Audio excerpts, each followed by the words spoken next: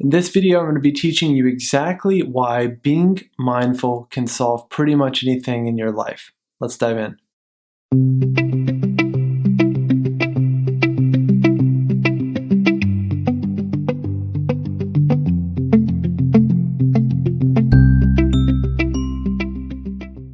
Okay, the first thing that I want to say, and the first step to being more mindful, is embracing and practicing embracing that suffering is a part of life.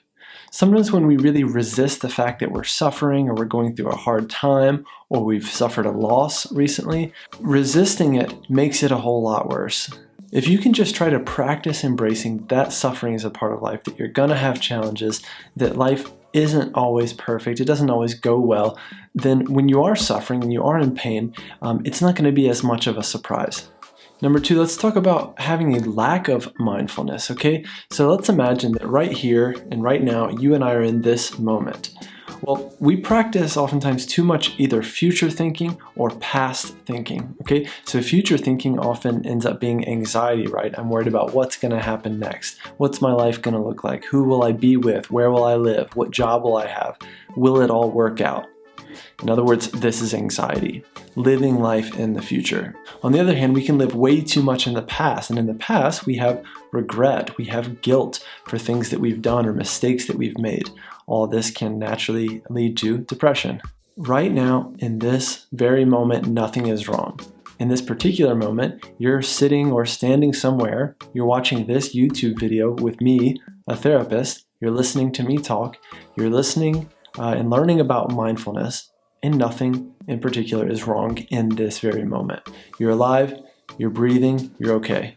Take a moment and see if you can just let all of that sink in and trust that when you're really focused in the present moment, that nothing can be wrong as long as you stay in this moment. Also notice how your mind might go to future thinking or to past thinking very quickly. This is natural, this is kind of the way that our minds are wired, so we have to keep training them to come back to this present moment. Number three, take animals, for example, who are completely present-minded. They kind of have no choice but to be completely present-minded. Part of that is because of their brain structure, right? So their brain structure is similar to kind of the kind of inside of our brain structure. The amygdala, the kind of middle brain, the parts of the brain that are responsible for things like running the nervous system and having the fear response.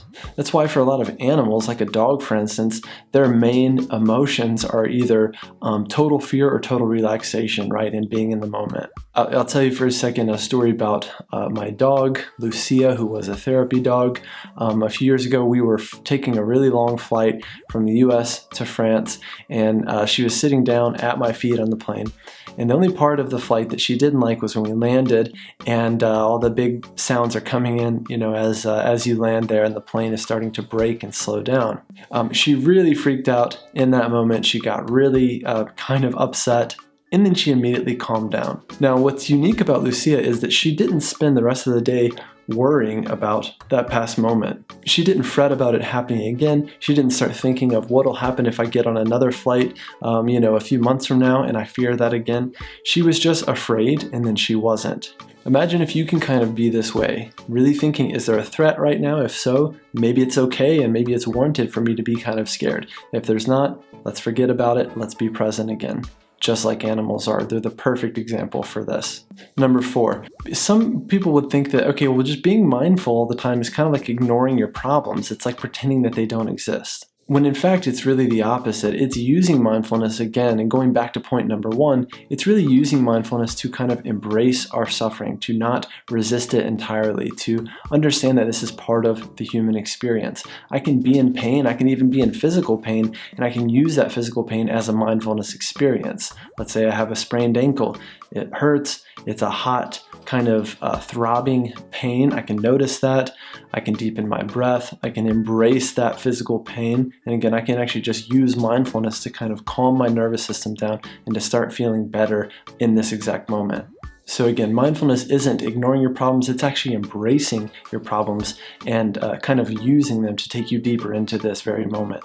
Okay, number five, I'm going to give you some real practical ways to actually start practicing mindfulness today. Number one, diaphragmatic breathing. This is my favorite way of breathing or of teaching deep breathing. If you've done yoga or something like this, maybe you've encountered this kind of breathing. In diaphragmatic breathing, you're basically going to put a hand on your chest, a hand on your belly. You're going to breathe in deep through the nose and feel your belly expanding, right? Breathing into the diaphragm. This is how babies breathe, right? Because they haven't learned to hold tension in their shoulders and chest and everything like we have. So you breathe in deep through the nose all the way into the belly. Feel the belly expand. Hold the breath at the top for 2 or 3 seconds. And then exhale through the mouth, pushing it away. You can even push really hard like you're blowing out birthday candles or something like that. So it kind of looks like this.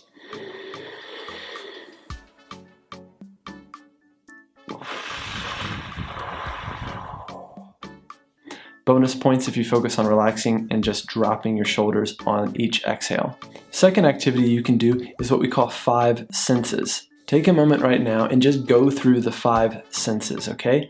Something that I can feel, so I can feel the shirt or my shirt cuffs here on my wrist. Something I can see, well, I can see this camera lens, I can see all kind of the layers of the camera lens and the colors that are in there. Something I can hear, well, I can hear my computer and the fan on my computer running in the background. Something I can smell, well, I can smell my lunch and I'm about to eat it right after this video. Did I get all 5 senses? I think I did. If I didn't, if I missed one, taste. What can I taste? Well, I can't taste much right now, but I can kind of taste what I had a couple hours ago. I even had some coffee, so I can kind of taste that if I really try. Okay, I think I got all the 5 senses, but the point is you can run through this simple exercise just to get you more grounded, get you more into your body and into your senses. Again, that's the 5 senses exercise. Third exercise is pick a mindful hobby or a hobby that you can actually be mindful in. Something like playing piano where you can be fully engrossed in that experience. Something like running where you can just focus on your feet hitting the pavement. And I would encourage you to run at least at times without music or without your headphones in. Just notice the way you feel. Be mindful with each stride. Feeling your feet hit the pavement, right? Feeling yourself breathe, feeling your heart beating. For me, my personal favorite is surfing. When I'm surfing, I'm completely mindful, I'm completely in the moment. Even when I'm sitting out there in between waves on my board just looking out into the distance, I'm completely present, I'm completely mindful. And then when it's time to paddle and catch a wave, I'm even more present because I've got to stay really focused or else I'll get crushed by a wave. The point is, find what works for you, find an activity that you can really lose yourself in, so to speak, and when you're doing it, just have the mentality of being mindful in that activity. Number 4, and this might seem like an obvious one, but you can just meditate. And meditation doesn't have to be complicated. It can be as simple as sitting down, doing some diaphragmatic breathing, and just focusing on the breath for a few minutes, right? When your attention goes somewhere else or your mind goes somewhere else, try to just bring it back to the breath and have that be your focal point. If you want another simple meditation exercise, you can close your eyes, do diaphragmatic breathing, and you can visualize every time you breathe in, drawing the line of a square. You breathe out, draw another line of the square, breathe in, another line, breathe out, another line. So this is like 4 sides of a square. This is called square breathing or something like that. Again, the key is to just practice mindfulness every day in little ways. Building up this habit is just like building a muscle. The more you do it, the more easily it'll become and the less anxious and stressed you will feel. Hope this was helpful. My name is John Clark. I'm a licensed therapist. You can get in touch at calmagaincounseling.com. Otherwise, if you enjoyed this video, hit the like button, hit subscribe while you're at it. Let me know in the comments below. What do you think of this video? What worked for you? What didn't work? What questions do you have? And then check out all the other great videos in our channel. See you soon.